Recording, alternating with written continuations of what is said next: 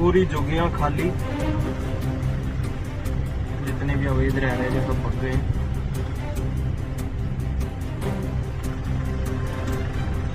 बहुत ही बड़ी खबर निकल के आ रही है। मानेसर में हिंदुओं ने किया मुस्लिमों का बहिष्कार। मुस्लिमों की खाने पीने के पूरी तरीके से वादे लग गए थे। इनके पास खाने पीने की भी सामान मौजूद नहीं थे। इस वजह से 60 से 70 मुस्लिम परिवारों ने वहां से पलायन किया। मानेसर में से मुस्लिम लोग भागने के लिए मजबूर हो गए। मानेसर के जो मुसलमान हैं वो पूरी तरीके से हिंदुओं पे डिपेंड थे। उनकी हिंदुओं के दुकान से कुछ भी खरीद के लाना। जो भी मानेसर के जो मुस्लिम थे, जो झुग्गी झोपड़ी वाले थे, वो पूरी तरीके से हिंदुओं पे डिपेंड थे। जैसे हिंदुओं के घर में खाना मांगने जाना, जो दिया वो खा लेना, प्लास्टिक बिनना, टीम टप्पर वगैरह आसपास के एरिया में बिन, ऐसे ही कामों से मुस्लिमों का गुजारा चलता था। तो पूरी तरीके से यहाँ के जो मुसलमान थे हिंदुओं पे डिपेंड थे।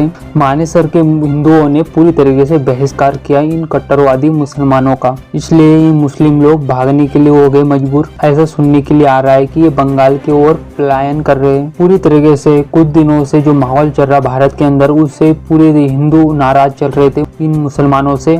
नुपुर शर्मा के विवाद के बाद जो हत्याएं हुई है कन्हैया लाल की, और भी उपद्रव मचाए इन मुस्लिम लोगों ने, इस वजह से हिंदुओं ने इनका बहिष्कार किया है मानेसर में। इसी कारण से ये मुसलमान भागने के लिए हो गए मजबूर। कन्हैया लाल की जैसी हत्या हुई उसके बाद से मानेसर के जो हिंदू लोग हैं उनने पूरे तरीके से ऐलान कर दिया था कि इन मुसलमानों का बहिष्कार करना है। कोई भी अपने घर से इनको खाना नहीं देगा, अपनी दुकानों से कोई सामान नहीं देगा, अपने घरों में जो काम के लिए रखे मुस्लिम लोगों को वहां से उनको निकाला जाएगा। किसी भी प्रकार की कोई भी मदद नहीं की जाएगी इन कट्टरवादी लोगों की। मानेसर के हिंदुओं ने ये ऐलान किया था और उसका ही नतीजा है कि कट्टरवादी सोच वाले मुस्लिम लोग अब भागने के लिए मजबूर हो रहे हैं। मानेसर के अंदर जो मुस्लिम दुकानदार है उनके भी दुकानों का बहिष्कार किया था कि न ही उनके दुकान से कुछ खरीदना है, न ही मुसलमानों को कुछ बेचना है। किसी भी मुद्दों पर इनका समर्थन नहीं किया जाएगा। आर्थिक से लेकर राजनीति तक इन मुस्लिम लोगों का कोई भी समर्थन नहीं किया जाएगा। हिंदुओं ने यह ऐलान किया था।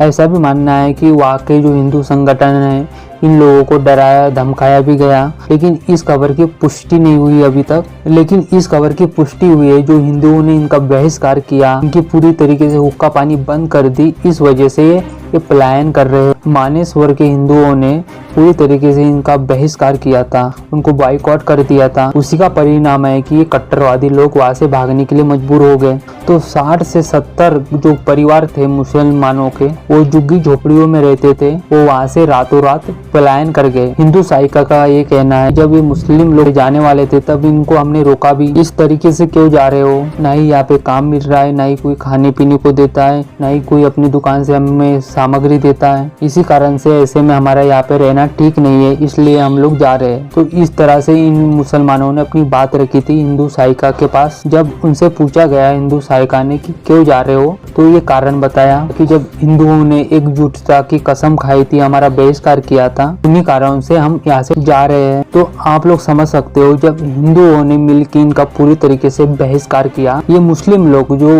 झुग्गी झोपड़ियों में रहते थे, जब पूरी तरीके से इनका बहिष्कार हुआ तो वहां से भागने के लिए मजबूर हो गए। ये है हिंदू लोगों की ताकत। जब मिलके आप किसी का बहिष्कार करते हो तो ये कट्टरवादी सोच वाले जो भारत में ही रह के जो हिंदुओं के ही खिलाफ एजेंडा चलाते हैं। ये जो खबर निकल के आई थी ये थी हरियाणा के मानेसर से। तो ये होती है एकता की ताकत। इंडिया के हिंदू एकजुट हो गए तो इन मुसलमानों की खैर नहीं। ये जो उपद्रव मचा रहे भारत में ही रह के हिंदुओं के खिलाफ, जो हिंदुओं के बलबूते पे टिके, अगर इनका पूरी तरीके से बहिष्कार किया जाए ये दाने दाने के लिए मोहताज हो जाएंगे। इस खबर पे आपकी क्या राय है? इन मुस्लिम लोगों का ऐसे ही बहिष्कार होना चाहिए? कमेंट करके अपनी राय जरूर बताएं। जल्द मिलते हैं अगली वीडियो में नई खबर के साथ। जय हिंद।